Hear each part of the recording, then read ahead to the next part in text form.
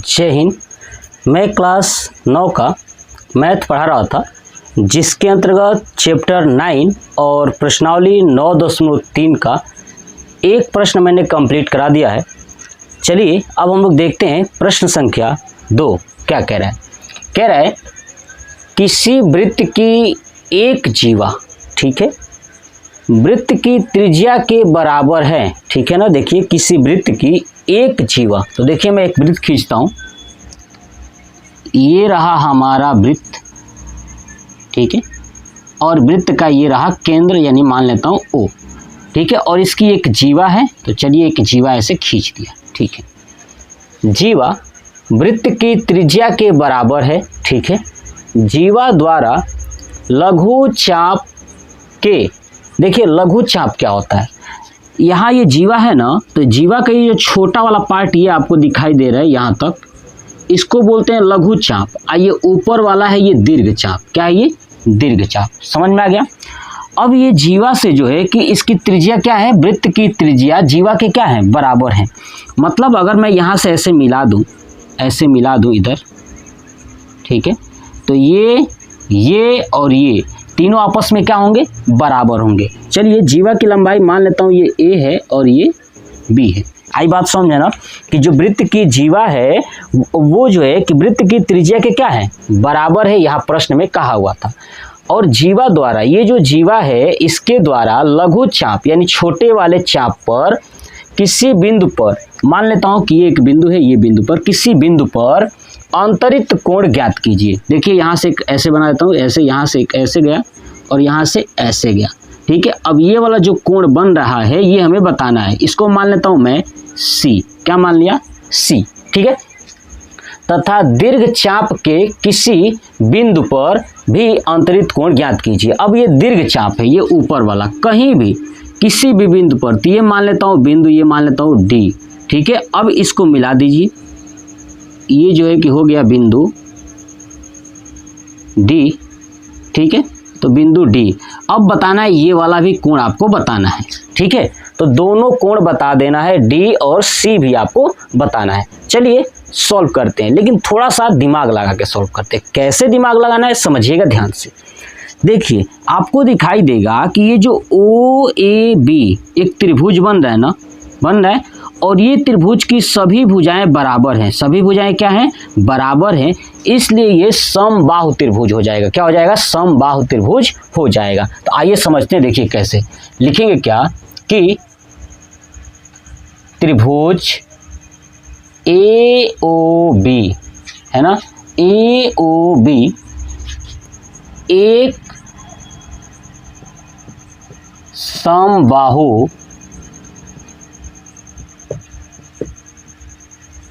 त्रिभुज है। क्यों है? क्योंकि सभी भुजाएं बराबर हैं। आई बात समझ में ना, मतलब कि AO बराबर OB बराबर AB। बताइए समझ में आ गया ना। सभी भुजाएं क्या है, बराबर है, इसलिए समबाहु त्रिभुज है।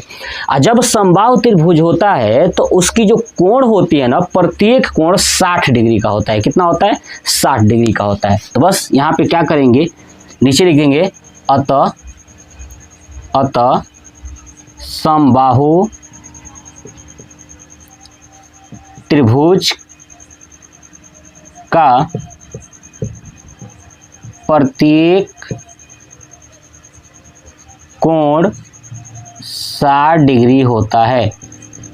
कोण तो निकालेंगे तभी ना, हमसे कोण ही ना पूछा है कि अंतरित कोण बताइए, तो पहले एक कोण पता होना चाहिए जो हमारे पास नहीं पता था। तब देखिएगा 60 होता है, तो AOB कितना हो जाएगा, ये वाला 60 हो जाएगा। आई बात समझ में, यानी कोण AOB बराबर 60 डिग्री।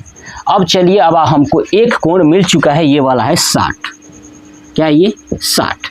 अब देखिए ध्यान से, अब देखिए ये एक ही चाप है ना, ऐसी चाप पर ये केंद्र पे बना है और केंद्र के बाहर ये जो अलग ये बना हुआ जो इस चाप को छोड़ करके वृत्त के किसी अन्य भाग पर ये जितना कोण होगा उसका ये क्या है 2 गुना है। यहाँ पे जितना भी कोण होगा उसका ये 2 गुना होता है, ये बात हम लोग जानते हैं। तो अब नीचे क्या लिखेंगे कि चाप के द्वारा केंद्र पर अंतरित कोण वृत्त के शेष भाग पर अंतरित कोण का 2 गुना होता है ना। पहले प्रश्न में मैंने ये बातें बता दिया था, पहले भी प्रश्न में, तो 2 गुना होता है मतलब कि AOB का मान यानी कोण AOB बराबर क्या होगा ADC में 2 से गुणा कर दीजिए। ADC, अरे AD और B, C नहीं B, ठीक है, ये हो गया B। चलिए AOB का मान कितना है जी आपका 60 है, ठीक है, तो यहाँ पर रखूँगा 60 डिग्री बराबर 2 गुणे कोण ADB। तो यहाँ से निकालेंगे कोण ADB बराबर तो 60/2 यानी हो जाएगा आपका 30 डिग्री, यानी कोण ADB बराबर 30 डिग्री। ये वाला मान कितना आ गया आपका 30 डिग्री। आई बात समझ में।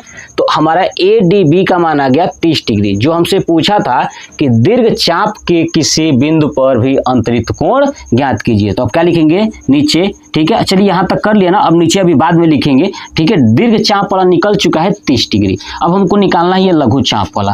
अब हम लोग क्या जानते हैं कि ADBC देखिए ना, एक चक्रीय चतुर्भुज बन रहा है, दिख रहा है आपको।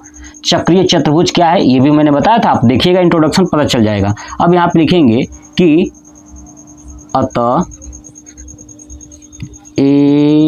ADBC एक चक्रीय चतुर्भुज है, चक्रीय चतुर्भुज, और चक्रीय चतुर्भुज के सम्मुख कोणों का योग 180 अंश होता है। आई बात समझ में ना, यानी ADB कोण ADB प्लस अब यहां से ACB कोण ACB, देखिए ना इसके सामने यही आएगा और एक के सामने ये B आएगा। आई बात समझ में ना, तो ACB बराबर 180 डिग्री, ठीक है। ADB कितना है 30 है, तो 30 डिग्री प्लस ACB बराबर 180 डिग्री, तो ACB है ना कोण, तो 180 माइनस 30 तो हो जाएगा आपका 150 डिग्री, यानी कोण ACB बराबर ये वाला कितना आ गया आपका 150 डिग्री। यही हमसे दोनों पूछा हुआ था। तो अब क्या करना है आपको नीचे लिखना है, लिखिएगा क्या कि जीवा द्वारा लघु चाप के किसी बिंदु पर अंतरित कोण ACB बराबर 150 डिग्री है। क्या लिखोगे ACB बराबर 150 डिग्री है तथा दीर्घ चाप के किसी बिंदु पर अंतरित कोण ADB बराबर 30 डिग्री है। बस हो गया ये दूसरा प्रश्न हमारा, बस इतना ही था, इतना ही छोटा सा कॉन्सेप्ट है। आप इसका स्क्रीनशॉट ले लीजिए और दोहरा लीजिएगा, जितना दोहराओगे उतना ही बेहतरीन आपको लगेगा और समझ में भी आएगा, ठीक है। तो आप कमेंट बॉक्स में कमेंट करके बताइएगा कि आपको ये प्रश्न कैसा लगा। जय हिंद।